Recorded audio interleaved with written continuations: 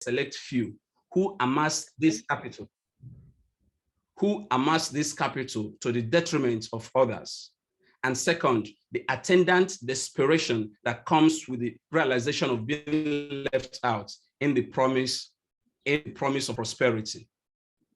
The poor then, unable to fathom the mechanisms that drive such market forces, interprets them as occult and becomes jealous and envious of the wealth they produce. So it tags such wealth as a product of evil dealing and contends that mysterious powers intervened in its production of value and thereby diverting its flow for selfish purposes. Of course, one can see how the occult economy plays out in the Nigerian and Nollywood context. Drawing some of its earliest inspirations from the Igbo of Southeast Nigeria, Nollywood generally predicates its depictions of wealth on the quest for material acquisition and display of affluence among the Igbo.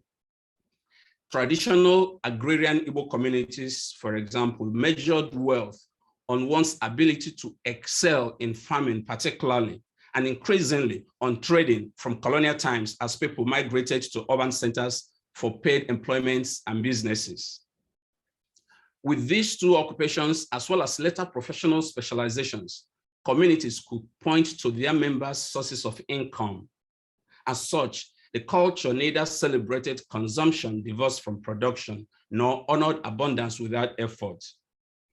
Since wealth presupposes a connectedness to hard work and honest labor.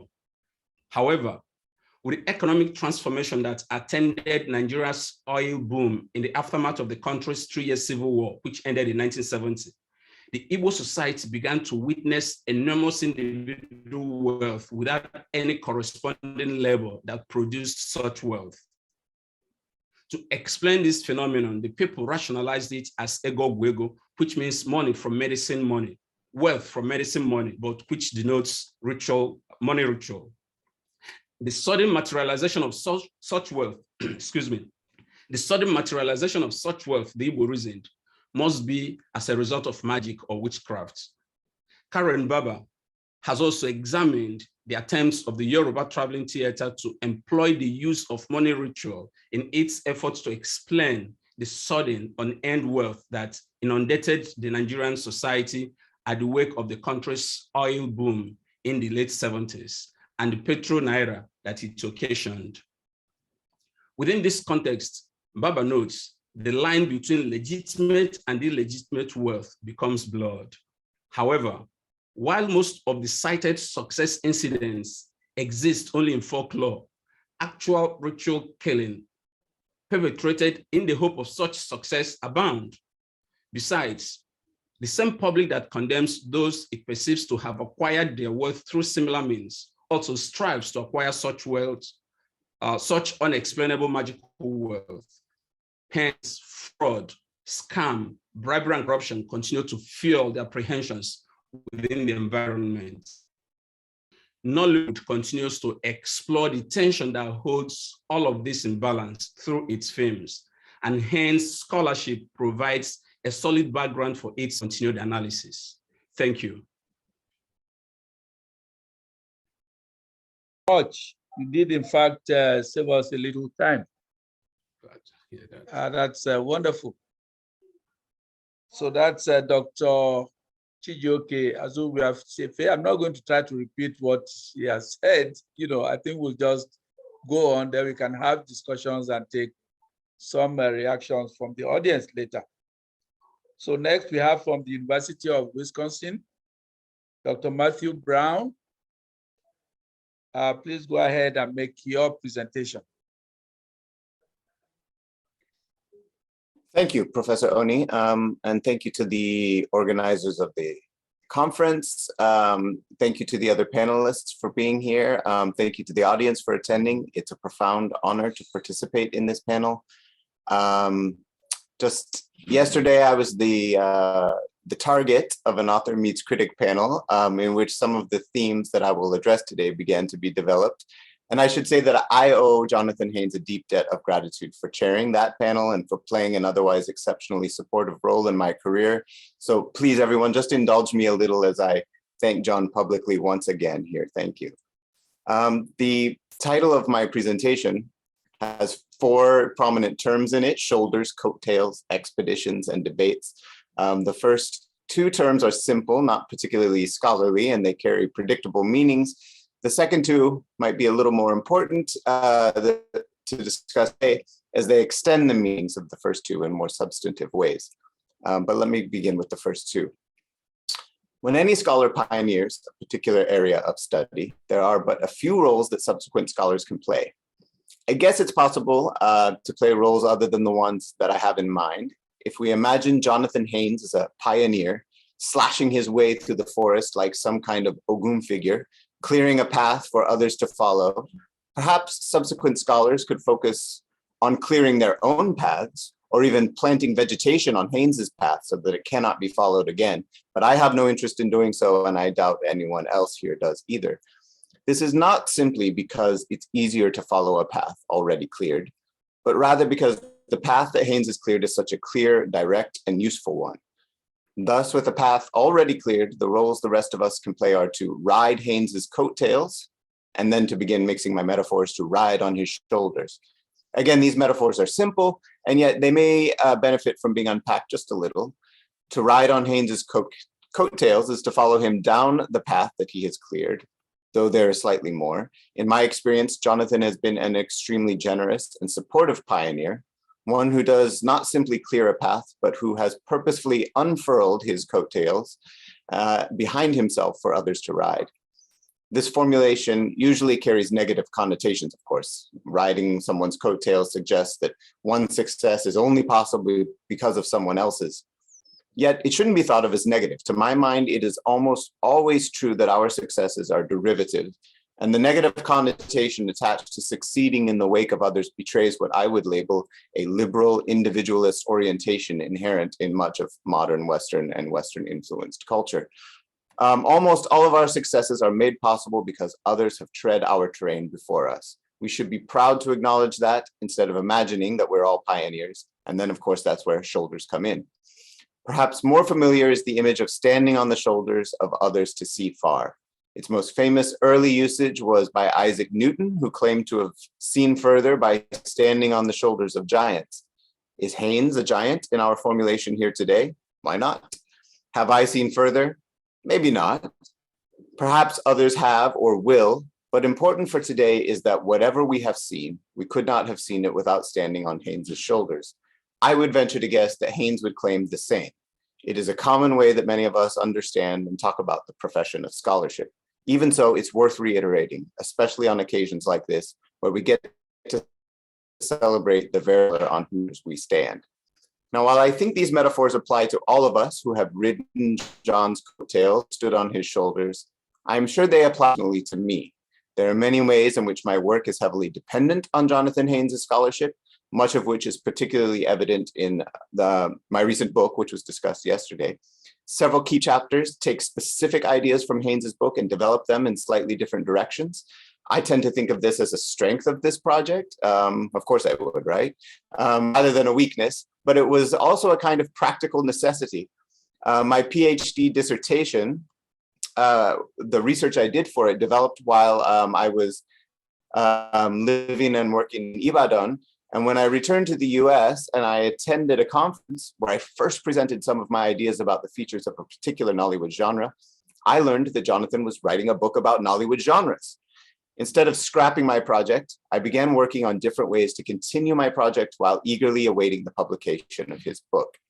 And when it came out, I was able to build his writing into my project precisely because even though the language to do so was not available until the book was published, I was very cognizant of the ways in which my conceptual apparatus was imbricated with his. However, much more important than standing on his shoulders or riding his coattails, indeed, a much more scholarly way to think about and extend those metaphors is to recognize that we do not have to agree with another scholar's interpretation in order to honor them or to stand on their shoulders. Indeed, the best scholarship builds on other scholarship precisely because of the process of debate. which is where the other terms of my title come in. Now, I'm not intending to debate Haynes here today, but I want to recognize that he called for such debate as a principal means of enhancing the study of Nollywood. In a 2010 literature review published in the Journal of African Cultural Studies, he wrote, and I quote, "So far, the field has developed more as a series of pioneering expeditions than a series of professional debates," unquote. What he meant is that at the time, many scholars working on Nollywood felt compelled to explain the nature and the history of Nollywood, often comprising many pages of their articles, before they moved on to the specific matters that they had researched. The problem, which actually persists to some degree today, is that many scholars around the world are blissfully ignorant of Nollywood. So we feel like we have to explain it each time we write. I took Haynes's statement very seriously as a graduate student, though.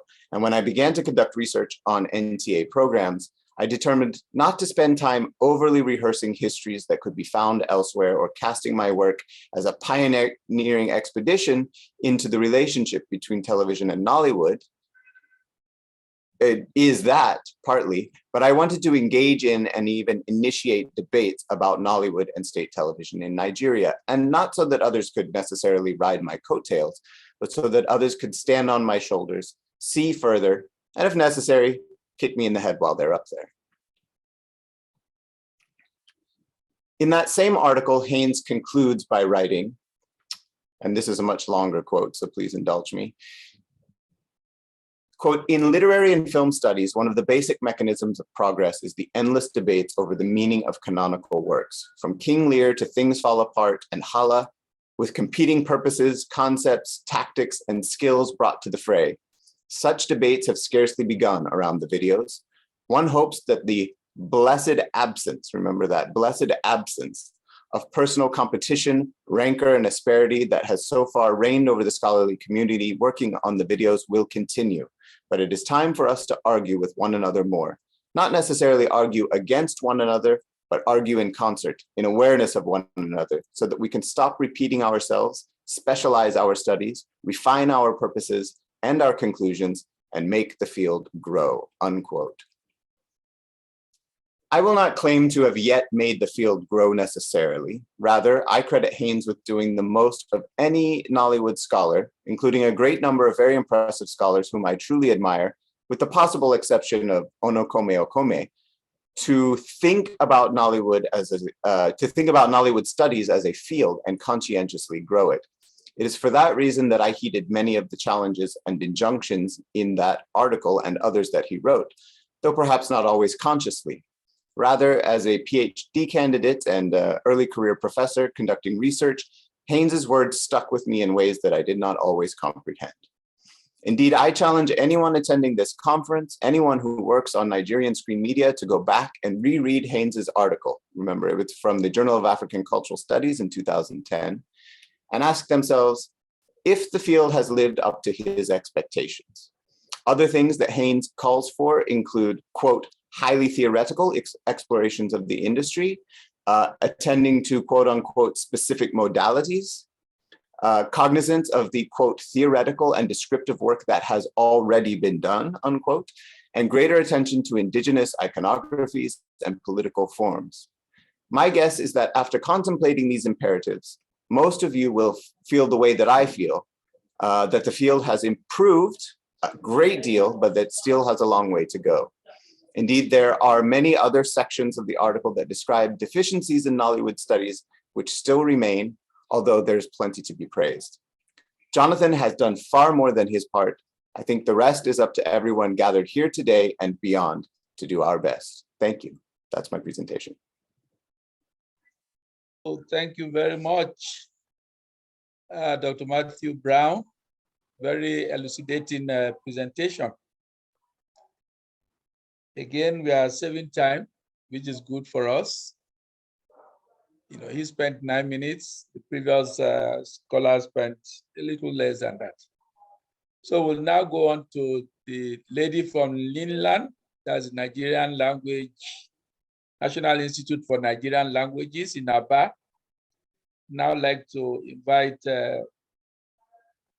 Tolulope Ibikunle to make your presentation.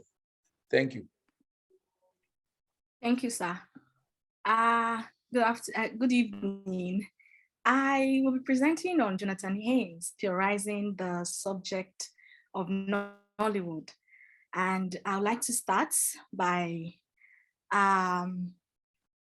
stating few of the things I will be talking about, which is his background in Nollywood study. I might not go into that for some reasons, and his scholarly engagements and contributions to the study of Nigerian cinema, with the hope to identify his style of theorizing Nollywood.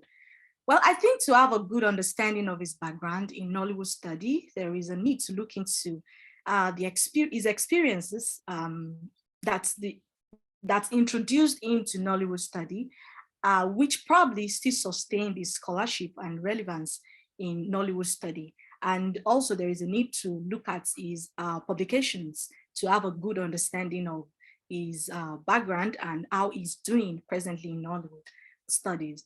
And it was a great pleasure listening to Onokome Okome's presentation yesterday on Jonathan Haynes' background in Nollywood study. And after this beautiful narration of the inception of Nollywood and the role Jonathan Haynes plays in its inception and growth, he affirms that the importance of Jonathan Haynes to Nollywood is indisputable. And so I won't bother you repeating this facts and because of the time, but I'll look into the impact and methods of theorizing Nollywood, its impact and methods of theorizing Nollywood. As one of the earliest scholars to theorize the Nigerian film, he has helped to pioneer the scholarship on Nollywood in distinctive ways. And his works has inspired young scholars like myself to have an in-depth understanding of the concept of film studies in general and Nollywood in particular. Well, my submission is evident in his various publications on Nollywood, including his book, Nollywood, The Creation of Nigerian Film Genre. And this book in particular, I will interact more with this book in particular. From my understanding of this book, it is obvious that Jonathan Haynes built his conceptualization of the Nigerian cinema on some distinctive approaches. And in my attempt to look into these approaches, I would like to cite a quotation from this book, which states that you cannot see a masquerade by standing in one place. You cannot see a masquerade by standing in one place. I can conveniently say that this quotation is fundamental principle, or let me say one of his fundamental principles in theorizing the subject of Nollywood. In his world, my shifting methodological approaches reflect the sense you can't see a masquerade by standing in one place. This book articulates his scholarship of almost 30 years now, like 27 years, I guess, of experiencing researching of Nigerian cinema. The book incorporates structural, thematics, and historical elements of Nollywood, and also emphasizes Nigerian socio-political, religious, economic history. And one particular thing to his scholarship in his connection with the filmmakers, their artistry, and the society that initiates this artistry. From his submission, the book I'm looking into is the fruit, he said it is the fruit of conversation with filmmakers, with Nigerian filmmakers. Therefore, I'm of the opinion that his conversation with these filmmakers and their society birth is a hypothesis of the Nigerian cinema. In my opinion, therefore, Jonathan Haynes employs the personal encounter methodology, if I'm permitted to use that, in theorizing Nigerian cinema. Personal encounter methodologies. This sure might not be the only methodology, but obviously one of the most relevant methodologies employed. To Jonathan Haynes, the Nigerian industry is not cinematic world alone. Rather, it entails the totality of the Nigerian states, social, religious, political, and everything that has to do with Nigeria. Therefore, it looks into the geographical structure of Nigeria and narrow his exploration down to the artistic geographical segment. And this is his exploration. If you look at his exploration of Lagos, especially Surulere, it connects his analysis to the actual states and then to the filmic states, and also connect the filmmaker to the system of the film industry. I don't know if I'm making any sense there. It therefore links the actual states to the filmic states in analyzing the artistry of these filmmakers. Now, tell me how this kind of a scholar that interacts closely with the filmmaker will find it hard to give an exceptional scholarly interpretation of all he has experienced. It was not only in Lagos, but also other major cities of Nigeria where film matters. I can boldly say that he is endowed with first-hand information on Nollywood and the system that birthed the artistry and the industry. Well, some of my submissions include that some of his submission, not mine, that the Nigerian film industry is not synonymous to Nollywood, but that the term Nollywood refers primarily to the English language film emanating from the production and distribution of systems based in Lagos and in the eastern Nigerian cities, with the clause that regardless of the impacts of the Igbo on the industry, Nollywood can certainly not be thought of as owned by Igbos. That there are other segments of Nigerian film industry peculiar to different Nigerian languages, with a separate film industry making films in Hausa, likewise Yoruba, and that the Nollywood brand is now so powerful, it is sometimes used to refer to all Nigerian filmmaking, that there is Nollywood and New Nollywood, which aspires to escape the constraints of old Nollywood marketing system. Also, that New Nollywood is premised on the new economic buoyancy for some people. Also, that Tunde Kelani provides a model for the new Nollywood. While Kunle Afolayan is the leading director associated with New Nollywood with the prominence that which is solidly based on superior talent and charisma. In his opinion, like other Nollywood filmmaker, Kunle Afolayan was practicing the act of filmmaking as if already in a future that hadn't quite arrived. Well, let us look at some of the examples of his personal encounter as evident in the book, which makes me feel, which makes me actually conclude that he uses the personal relationship to theorize Nollywood. This book is the fruit of conversation with Nigerian filmmakers. I said that earlier. And then he refers to his conversation with Kelani, that my attempt to engage him, Kelani, in conversation about genres have never gone very well. And I finally came to suspect this was because of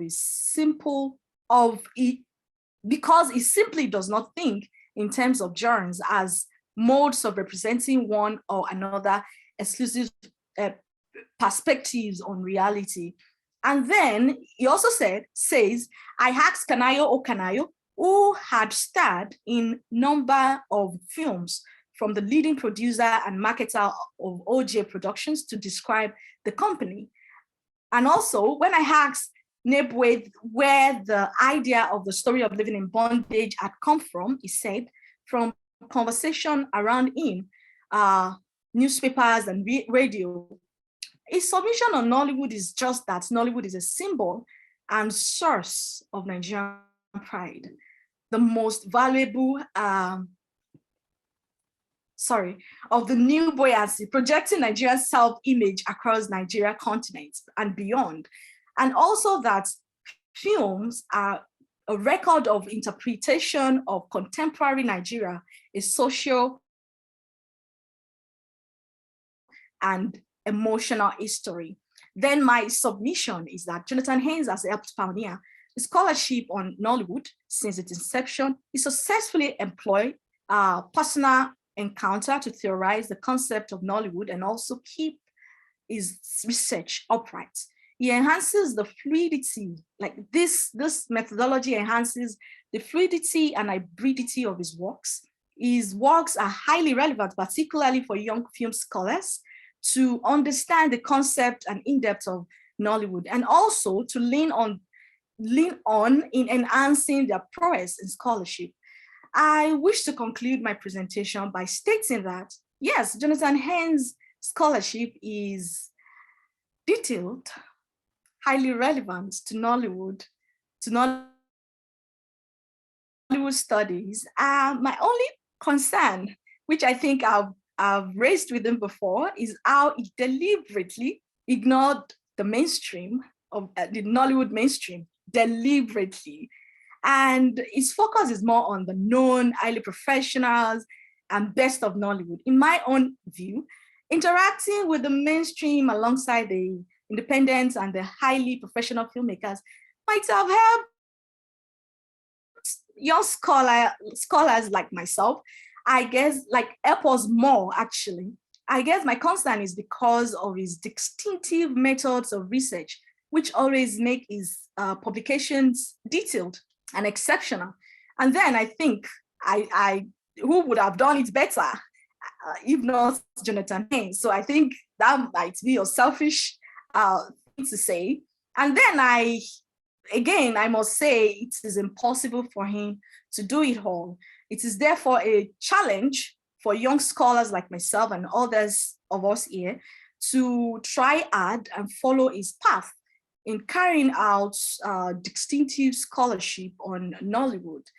And because he has successfully done the most important parts, which is giving us a solid foundation that can sustain almost every form of scholarship on film studies and Nollywood studies. And therefore, I close my presentation by saying a huge thank you to our dear grandfather of Nollywood studies, Professor Jonathan Haynes, for blessing the field of film studies and Nollywood studies with his highly researched scholarship. Thank you, Prof. God bless you. Thank you. Thank you. Thank you very much, Tolulokwe. And we also must thank Jonathan Haynes for not doing everything and still leaving something behind for future researchers to still do some work on. Thank you very much. Now we are going from the theorists to the practitioners, and that blend between the two. So it's my pleasure, therefore, to invite ace filmmaker Femi Odugwemi to make his presentation. Thank you. Thank you very much, Mr. Chairman. Thank you so much, Prof. I'm so delighted to be here. I would ask for your permission to, because I think my internet is going to be fairly unstable if I run the video and the sound together. But if it does, don't worry, I'll hook back on quickly. I want to thank the organizers, Professor Saeed Adeng, especially for the opportunity to be here. I am very excited to actually be allowed in the room to celebrate Professor Jonathan Haynes. I think it's those who know me and my relationship with John will probably accept that even if I wasn't invited, I would somehow have found my way to say something. I am extremely excited to be able to join everyone here to congratulate Jonathan on his retirement and to take this opportunity to especially thank him for his service to our film industry.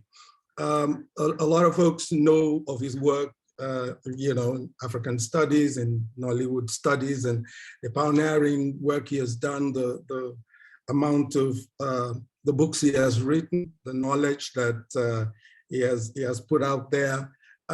All of this, I think we need to understand the impact of them in not only creating a context for other people to understand Nollywood, to understand the Nigerian film industry as a whole, but in creating a space for people to not just understand context, but to understand what's driving it. I think before Jonathan really put his name to Nollywood studies in such a big way, there was this thing where Nollywood was not something respected. Nollywood, everyone focused on the nature of Nollywood as something of street theater, and everyone, you know, sort of really missed the opportunities to recognize what Nollywood was actually creating, even in its worst, in its lowest of professional or creative essence. The fact that Jonathan recognizes things early, I think, is partly responsible for two things for Nollywood. First, it opened the world to Nollywood, at least opened the window for people to pause and to look and not to dismiss offhand. But secondly, it helped the filmmakers, the storytellers in Nollywood to actually feel like they were seen. And this is really very, very important as a way to understand Jonathan's relationship with filmmakers, with storytellers. There is an authenticity to his relationship with the storytellers. I think that's the first thing that I really want to thank him for. Often, creative industries and scholars tend to have a relationship that's deliberately suspicious of each other. And that's understood because often the creators are not always quite clear about, you know, the strains of their creativity, what exactly the global meanings of them may be.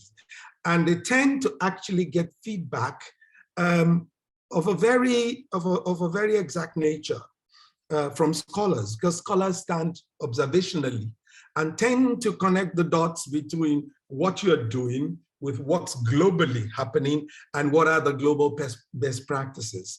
I think it was important for us to feel that Jonathan actually, first and foremost, thought that we as storytellers,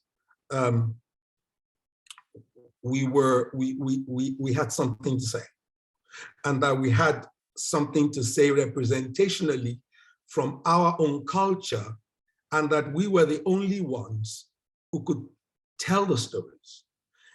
And it was, how do I say this? I say this in the context of my own personal relationship with him. The kind of conversations that I've had with him that often have nothing to do about the works I'm doing. I find that to be quite fascinating, that the last speaker talked about Jonathan's research methodology being about engagement with the creatives. And I realized, you know, someone said a long time ago that there are some fundamental answers in life that you can only get through relationships, because the answers are really, the authenticity of the relationship that Jonathan has fostered is really the reason why he is not only able to observe, he is able to break down in a granular way, not just what's happening in Nollywood, but why they're happening, and not just why they're happening, what are the how shall I say, the different shades of it. I am particularly really grateful for some of the things that, you know, my relationship with Jonathan has created. I'm really grateful, especially on behalf of the I Represent International Documentary Film Festival family, for the support that he has given that strain, that genre in Nollywood. It's very unusual to get a scholar of his stature to join up with something that is really an emergent strain within Nollywood, like documentary, and not only to come in there to interrogate what we were doing, but to offer himself as a regular speaker, as a keynote presenter, and not there just to gather data, but also to actually immerse himself in such a way that we think of him as a co-organizer. That to me is really why our relationship with him, or my relationship with him, gives me such joy, and really in many ways helps me to trust the scholarship, the scholars better. I had read all the books that Jonathan had written, because often he gives them to me as well as gifts. And I want to say to him that some of the things that I realize now, just reading his books and looking at the way in which he has been able to break down what we do, the authenticity of his relationships has delivered quite a few things that I thought I'd quickly mention here as very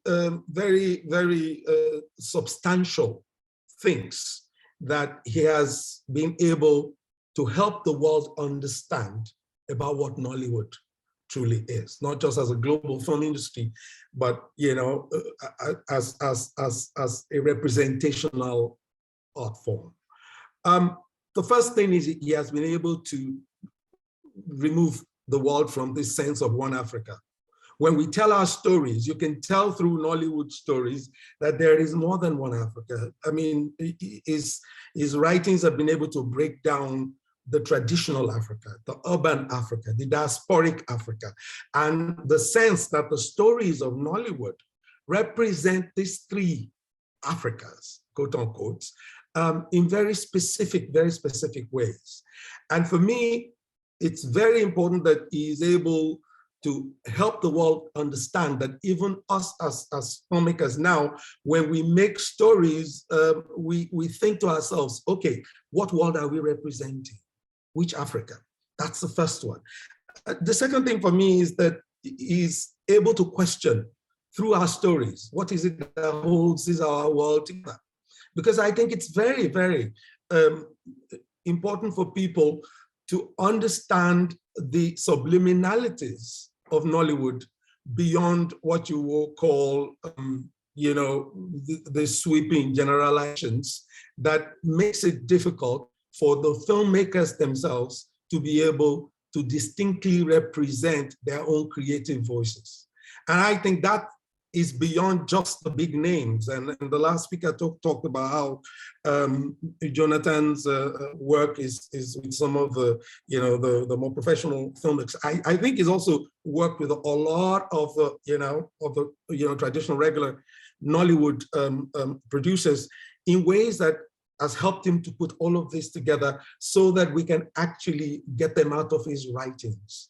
I think he's also helped us to find context in the sense of the fundamentals of what it means to live within this society, how our stories are shaped by our existence, how our stories are shaped by the inadequacies in governance, the inadequacies in development, but also the wealth of the cultures themselves and the distances between these cultures and what is the emerging urbanity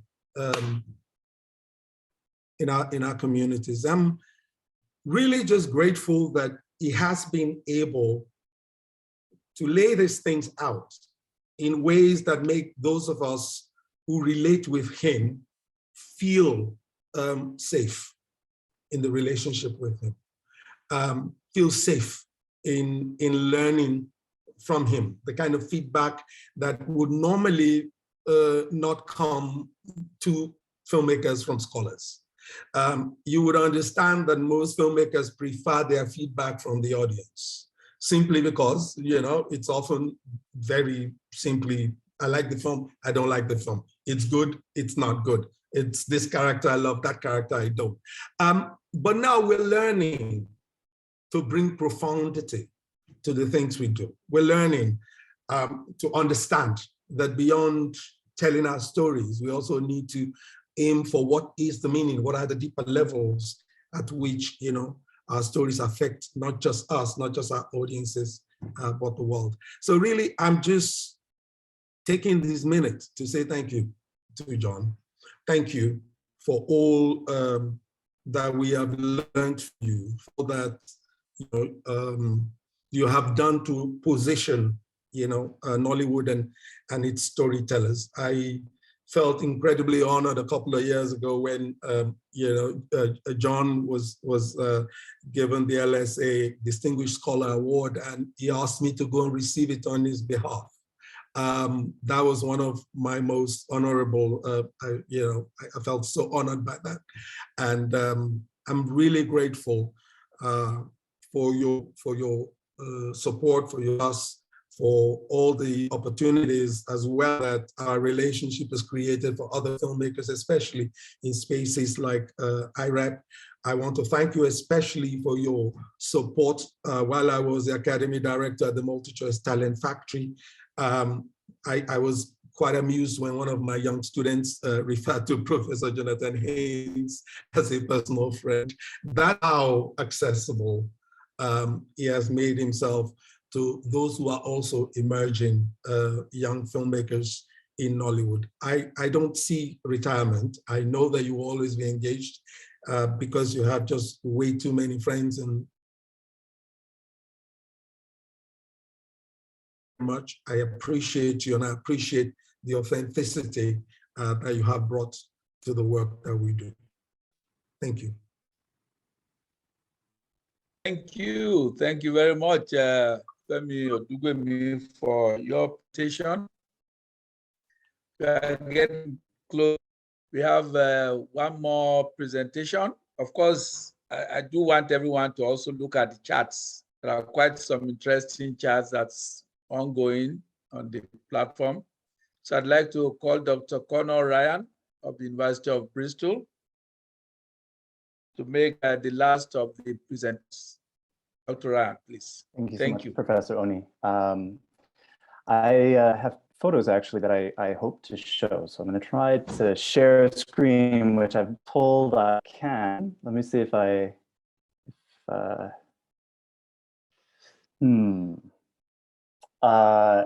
so I'm curious, are folks seeing an image of a concrete wall with posters? Yeah? Great. Okay. With that said, I will stop. Saving that for later. Look, I'll say what many have already said, which is that I owe John Haynes an immense debt, and it's one of those special kinds of debt that you can't repay. I'll never pay it off, and so I'm going to carry it with me happily for the rest of my life. And so for that, John, thank you. The topic of my presentation came from a memory that in 2011 at the Pan-African University in Lagos, which I think was Pan-Atlantic University at the time, in a Q&A, John quipped that he had always or recently been thinking that Karen Barber's essay on popular arts in Africa is due for an update, and that maybe he would take a crack at it at some point. And now that John is retired, I look forward to seeing that. But with that in mind, I'm going to be looking at that idea of popular arts as a paradigm. When Saeed Aderinto invited us to this panel, he suggested that the best way to honor John might be to put his scholarship to work on some new topic. And I tend to agree with this, to honor John by making use of his work. So I've decided to share an anecdote, one that I hope John finds interesting, maybe for its own sake, but which also calls our attention back to Karen Barber's essay on the popular arts in Africa. I should say first that the title of this presentation really should be African Film Studies After Jonathan Haynes and Onakome Okome, to convey the momentous shift that their work on Nigerian video film initiated. Work that drew upon the popular arts as developed by Johannes Fabian, Biodun Jaifo, and Karen Barber, among others, to reimagine how we can approach African screen media. For Barber, in particular, the term popular signaled, quote, the idea of emanating from or belonging to the people, end quote. The anecdote I offer here suggests spaces of overlap and disjuncture between this influential paradigm and contemporary critiques of the capture of social life by new modes of power and capitalist accumulation, including the work of Paulo Virno, Franco Berardi, Stefano Harney, and Fred Moten, who share an interest in the notion of what they term the general intellect, or what Virno calls, quote, mass intellectual labor, wherein the general intellect designates a repository of knowledge generated by individuals working in cooperation. I want to pose the open question, what does the notion of the general intellect have to do, if at all, with the popular arts and mainstream Nollywood specifically? All right, so now the anecdote. In 2018, I visited the National Arts Theatre to speak with a projectionist who had worked there during Festac 77 and had offered there his personal experiences of the event. As I departed, I noticed tattered film posters pasted to a concrete wall beyond the entrance gate.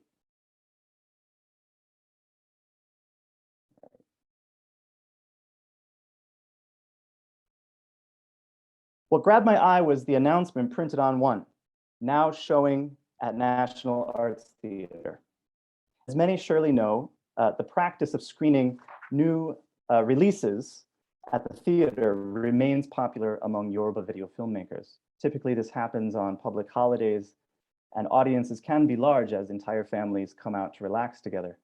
The posters here advertise Modorisha, the Epic, and Agbaje Omonile, two Yoruba language productions screened to celebrate Itunu Awe, or the end of Ramadan. I was fascinated, of course, and eager to attend a screening at the National Arts Theatre. After all, this is where Festac attendees had viewed Usman Semben's Hala in 1977, where Nigerian audiences had enjoyed the premiere of Ola Balogun's Orumoru in 1982, and where, at the final screening of Hubert Ogunde's Aye, excited, energetic fans caused enough damage to the 5,000-seat exhibition hall that it was reported in the Daily Times newspaper. Unfortunately, however, I had arrived much too late to attend any of the holiday screenings and could only wonder what it must have been like. Several years passed before I was reminded of the posters and began to search for the films. It seemed plausible, given the structural changes that had taken place in the industry, that these films had been perhaps broadcast on Africa Magic Yoruba, or even released online through Iroko TV or Ibaka TV. Indeed, I found the video films on YouTube, uploaded to the Yoruba Hood channel, which has over 200 million views, nearly 1 million subscribers, no fees and no paywall. The channel is hosted by Araba TV Entertainment, apparently a shared venture established by Alhaji Kazim Afolayan, the head of Epsilon Movie Productions, which is one of the largest and longest standing Yoruba video marketers and the legal distributor of the video films in question. And so, rather than view the productions in a shared exhibition at the National Theatre, I streamed them from my apartment in Kingston, Jamaica, sharing in the experience in a distinctly different sense. Agbaje Omonile, or the well son of the soil, is set in a community where growth has created a demand for land. The villainous main character, Agbaje, which is played by Odunlade Adekola, has fraudulently sold parcels of land to unsuspecting buyers and grown tremendously rich and powerful in the process. Those who built houses, businesses, and schools on the land face eviction after the fraudulent sales are uncovered. But Agbaje shows no remorse and offers no compensation. Instead, he schemes to imprison the local pastor so he can confiscate the land beneath his church, at which point the Bale, played by Karima Depoju, intercedes as the the leader and the one with the sole authority to allocate community land. But Agbaje disregards the Bale. It's public land, he retorts, and I'm a son of the soil. No consequences befall him because, as we learn, a powerful herbalist has granted Agbaje spiritual fortification through a ritual in which he kidnaps and kills an innocent young woman. However, before the ritual takes place, Ile, the spirit embodiment of the land, appears and warns that if he sacrifices the innocent woman, soil accept his body after death. Defiant, Agbaje proceeds, and for a time, the occult ritual makes him powerful, but its magic wanes, eventually falters, and Agbaje dies. When the community attempts to bury his body, the grave floods with bubbling waters and prevents the burial. They dig and inter him in a second grave, but the body inexplicably reappears in the mortuary with traces of soil on it. Ultimately, they must cremate him in a morally solemn scene in which Ile, the spirit of the land, reappears to deliver a lesson against overreaching greed and human ambition for power. I would describe Agbaje Omonile as a mainstream video film, one that flows from the general intellect of Yoruba film culture. Its narrative structure, characters, setting, and theme, as well as its mode of address in scenes of moral instruction, represent enduring aesthetic features of Yoruba theater and film.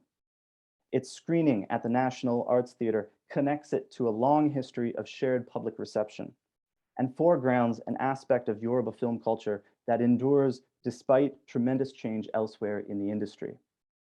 It demonstrates material emplacement within Lagos for a specific audience celebrating a particular event, the end of Ramadan. History, place, cultural positionality, social relations of production and consumption. These are the elements that matter and create meaning within the popular arts paradigm. In fact, the video film attracts my critical attention precisely because it would seem beyond the reach of the logistical management that's grafted itself onto other sectors of the industry. However, the video film was only available to me because it had been uploaded to YouTube, which underscores how much my experience was shaped by what Brian Larkin might call the video film's grounds of circulation. In her focus on production and consumption, Barber's understanding of the popular arts arguably overlooks distribution, while distribution is increasingly the center of power in creative industries like Nollywood. Similarly, Barber viewed foreign mass media as a cultural imposition, while proponents of the general intellect are much more preoccupied with cultural extraction and the extent to which, as Harney and Moten assert, quote, logistics is in hot pursuit of the general intellect in its most concrete form, that is, its potential form, its informality, when any time and any space and anything could happen. Streaming services and satellite television networks that acquire and distribute Nollywood on closed channels represent one way in which Nollywood's cultural creativity has been harnessed. But I'd argue that the migration of straight-to-disc productions to YouTube better exemplifies the logistical pursuit of Nigerian film culture's general intellect. In fact, you might even say that the platform today almost resembles a virtual video market, an online Alaba, an online Onitsha.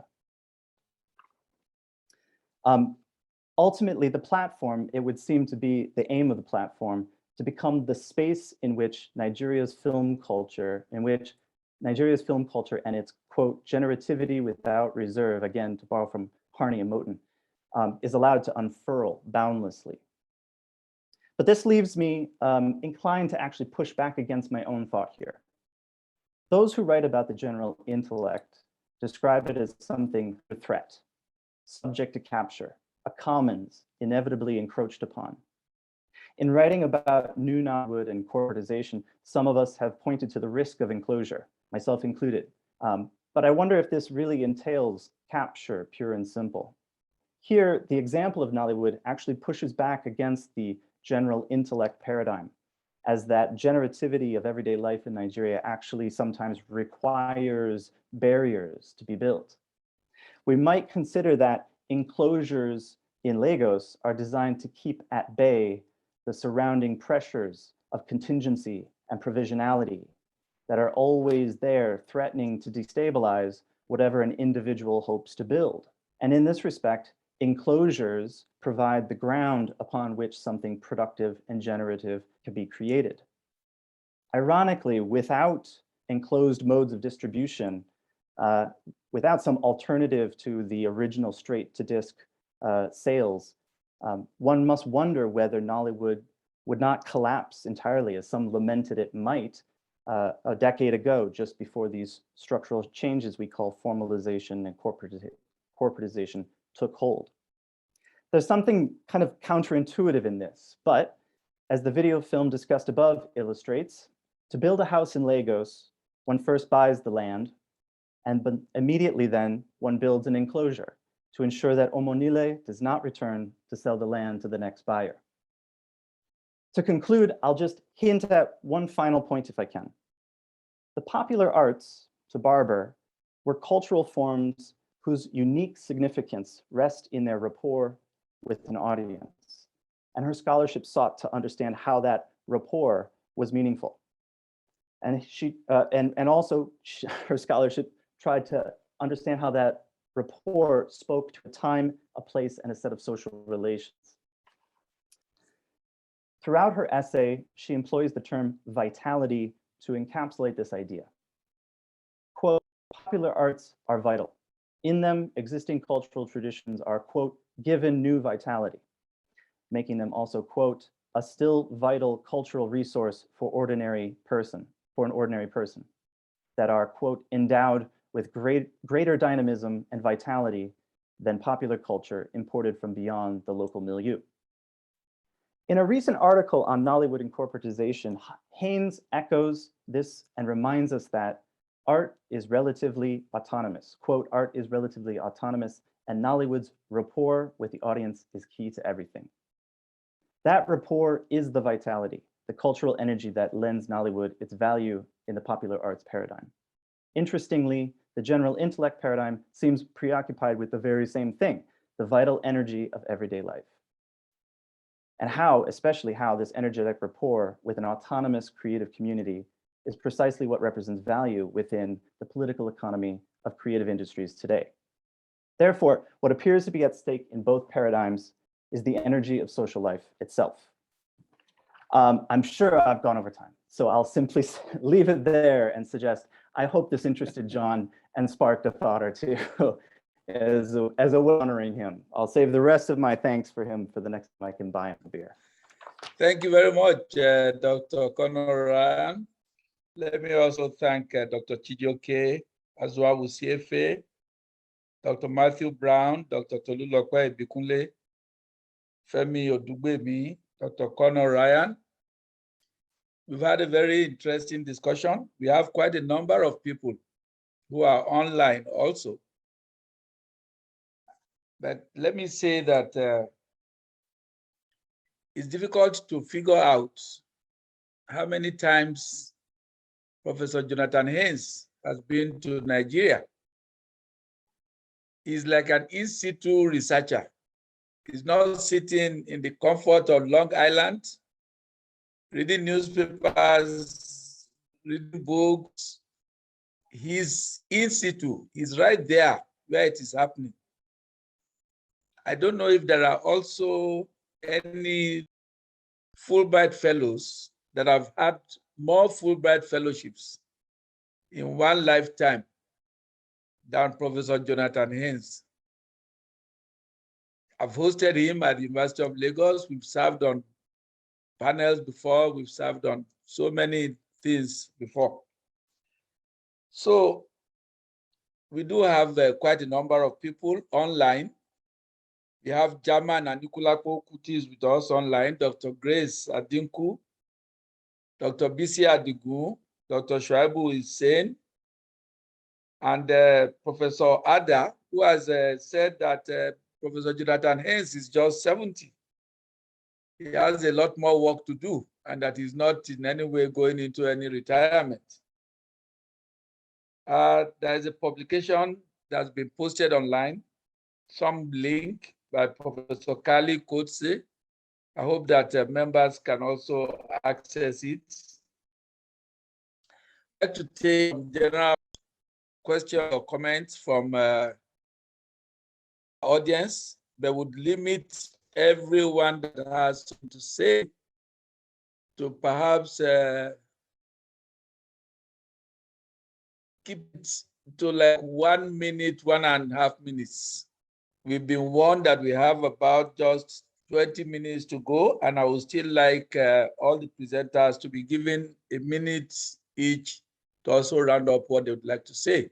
And of course, to our special guest, we'll give him 2 minutes, also 3 minutes perhaps, to also say a few words. So do we have any hands up, anyone that's wanting to ask a question? I don't know if they are even allowed to ask, because I can't seem to see more than the people who are presenting on my screen. But I went behind to note the people that are also here with us. Does anyone have any answer to that? Can they ask questions? Can they can type out their questions? And please watch out for the chats. If there is a question directed to you, then please. We have one. Okay, Esther De Brugin. First, I'd like to know the massive influence of your work, John, on the scholarship on other popular genres. I took a happy debt to you for providing me with invaluable critical tools for my work on Ghanaian market fiction. The time went very little. A question for you, Jonathan, is what you think is left in the field to do a decade after the essay that Matt referred to? I think that question has already been answered by Dr. Matthew Brown. He's talked about the areas that are still left for others to do some work on. So let's take more questions.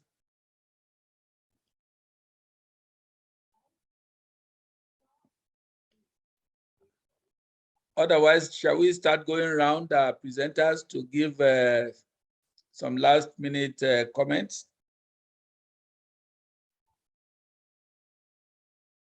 After which Professor Jonathan Haynes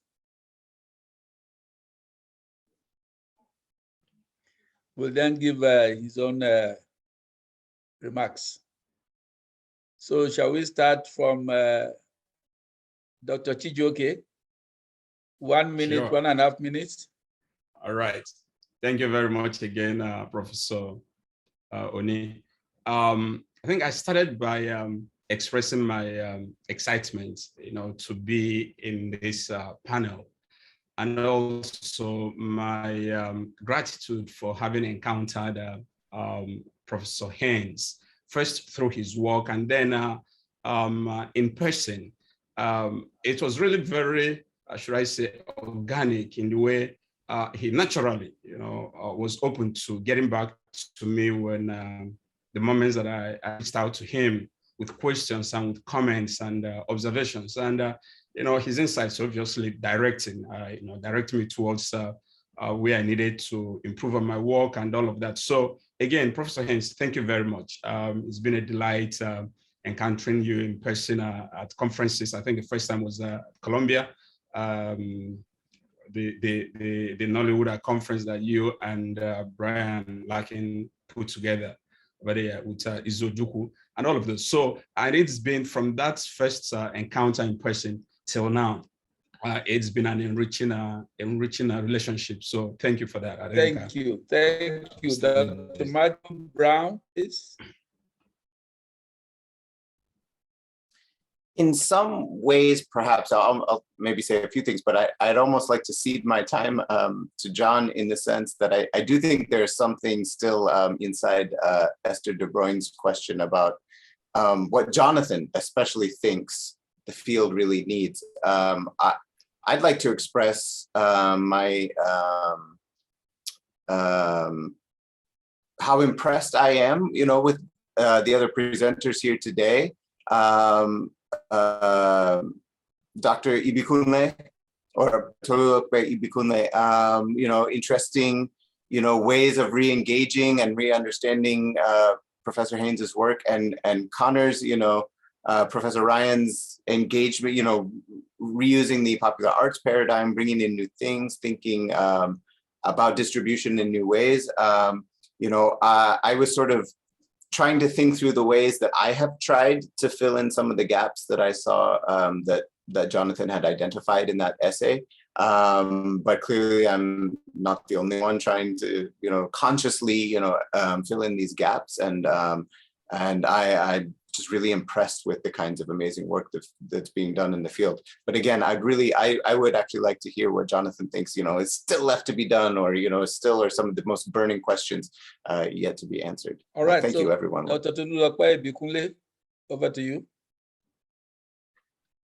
Thank you. I just want to say thank you for all he has done. I remember when my PhD, I had a lot of issues getting a lot of things done in having an understanding of Nollywood. And the moment I got his book, cool. So I can't thank him enough. And that is actually the reason why I asked him, has he not worked on Niji Akoni? I think it's because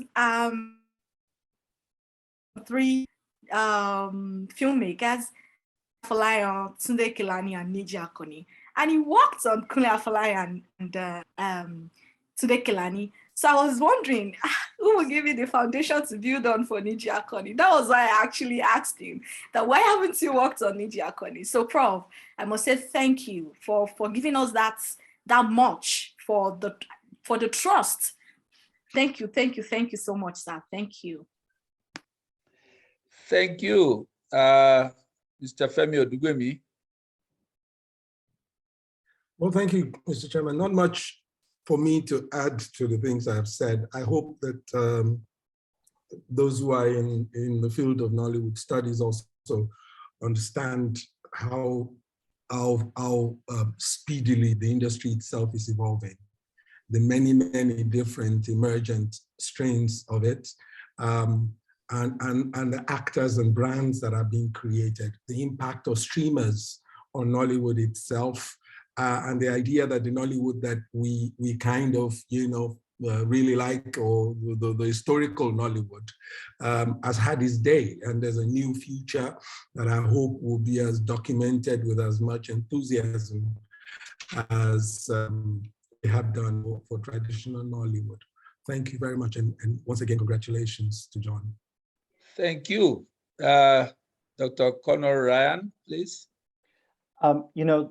Like Dr. Brown, like Matt Brown, I want to cede my time to John, because as always, I'm desperately keen to hear what John has to say. So I will cede my time. Thank you very much. So John, you have all of 10 minutes to yourself. If you want a little more, you can even squeeze that in. But this has been a most wonderful panel. The discussions are very well put together. And this is one panel that you didn't have to ask anyone to say, look, you are overshooting. Can you stop? Can you stop? Everyone has maintained such discipline in terms of the timing and all of that. So Professor Jonathan Haynes, over to you. You've seen it all. You've been here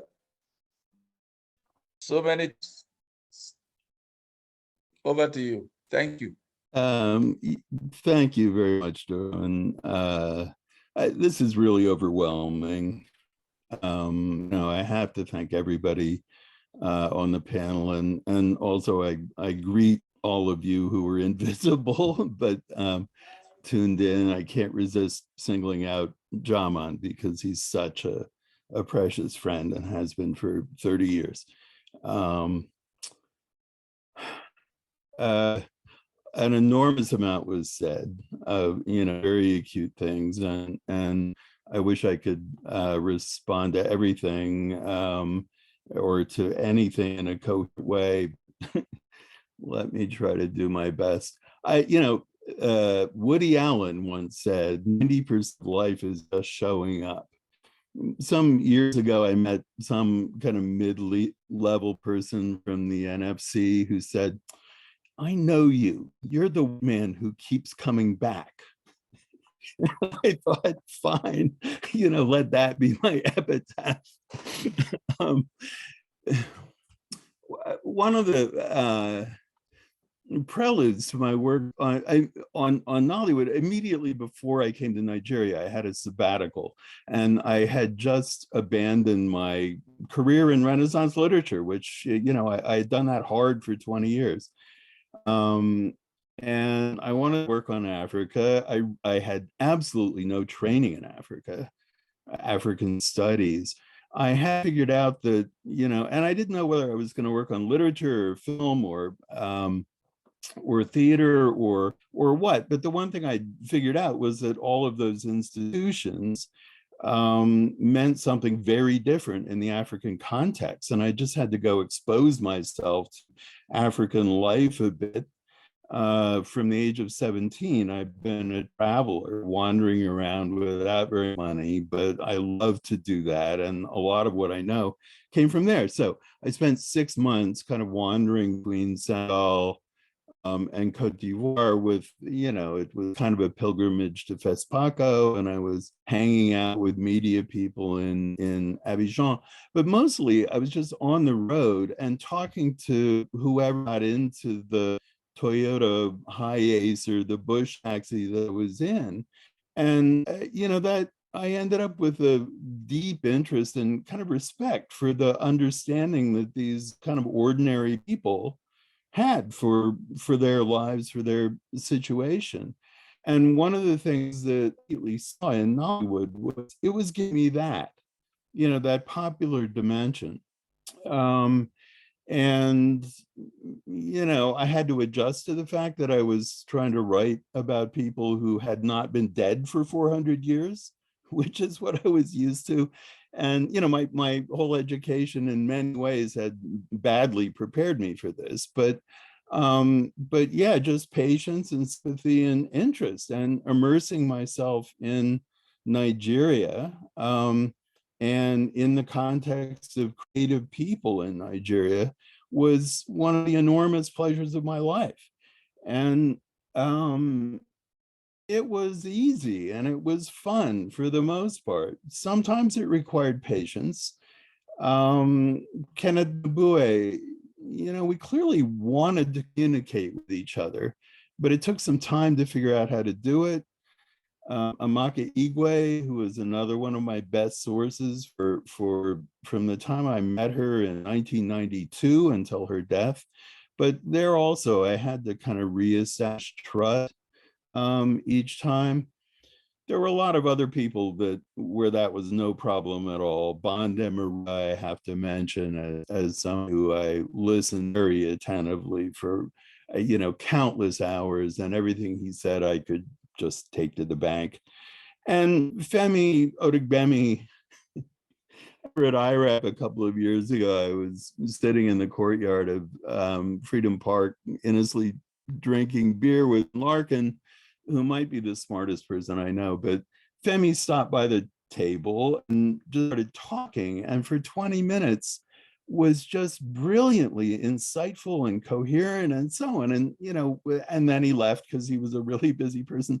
But Brian was sort of agape at how much intelligence had just been displayed. He said, it's like you push a button and all of this comes out.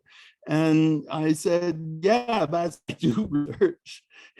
So much of what I've done is just consistent of listening to very smart, lucid people, which does kind of bring me to something that Tolulope said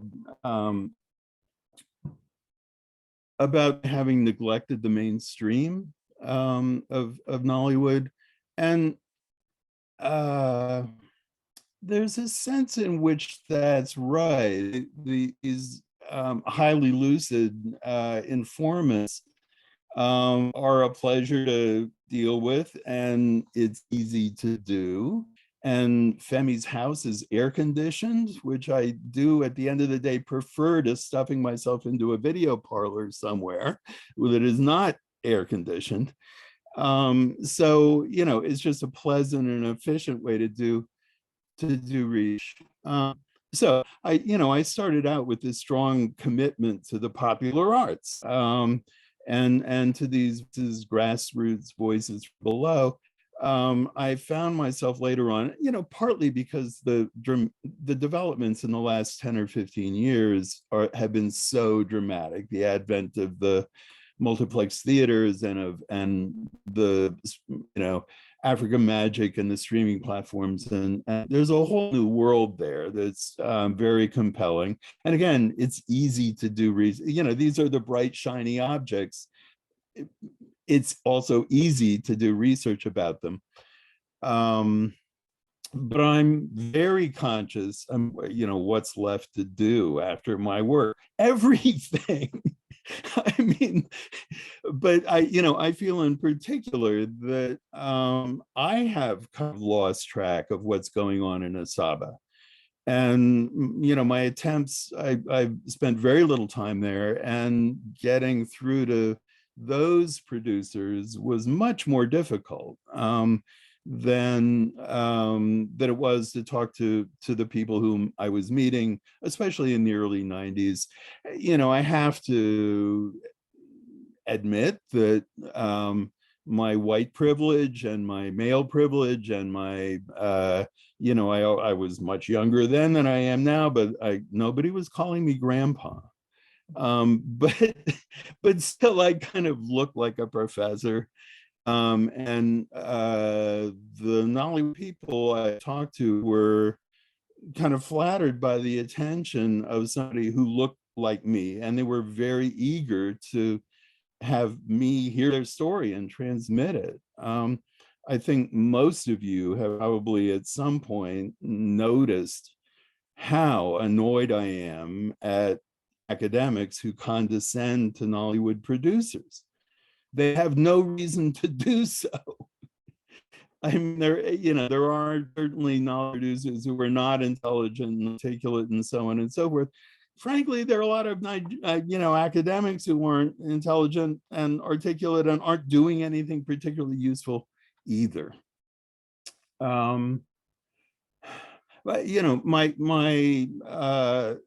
own sense that I have not been keeping up with vast sectors of Nollywood production is,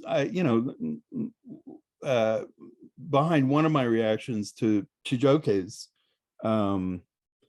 presentation, which is that the money ritual theme, which I wrote extensively about that, about Living in Bondage, a film that has really fascinated me, if not obsessed me, for a really long time.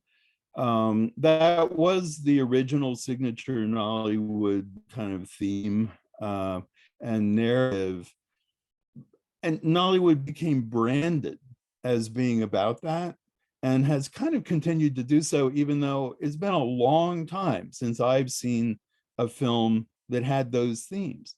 What you see on Netflix, what you see in the multiplex theaters are not about that at all. And the book chapter I'm working on now is kind of about how, among other things, kidnapping has really replaced the money ritual as the signature crime and the thing to be feared in contemporary Nigeria. I think there's an important shift there. I'm a historian, something that, Brian was pointing this out in the panel yesterday, the continuities in my methods and my interests between the work I did on the English Renaissance and the work I did on Nollywood. Understand everything historically. I realize as I was framing that the big book on Nollywood that it could only be written as history because things change so fast. There's no statement that you can make doesn't need to be qualified as an observation about a certain moment. Am I out of time? I believe I probably am. So once again, my main thing You is just just have thank you. 1 minute, Thank so you. to speak, to go, so we can round up. Okay. I have no intention of updating Karen Barber's essay. I mean, I have in a sense, like in my essay, Keeping Up, where I try to come to terms with the corporatization of things and, the way as a body of people trying to work on this stuff, we have a lot to learn. I mean, I feel like I myself have been scrambling to be adequate to this new reality, even as I lose sight of what's going on in the old school stuff coming out of us. But it's harder and harder to be adequate to Nigeria and to its cultural output. I mean, that of course is the glory of Nigeria. It's just so big, so various, so creative, so dazzling. It's completely fascinating, but I have certainly not for a moment ever thought I was on top of things. All right. Let me thank everyone for being such wonderful presenters. My phone says it's a minute to 7 o'clock, and I'm sure the LSA conference organizers will be coming on now. And so I'd like to, on the final note, thank our special guest of honor, our celebrant, Professor Jonathan Haynes, and our presenters, Conor Ryan, Tolulokwe Ebikunle, Matthew Brown, Chijioke, and Femi Odugbemi. Thank you all so very much, and do have a wonderful evening. And those who live in the United States, we wish you luck with your Supreme Court. All right. Thank you all. Thank you.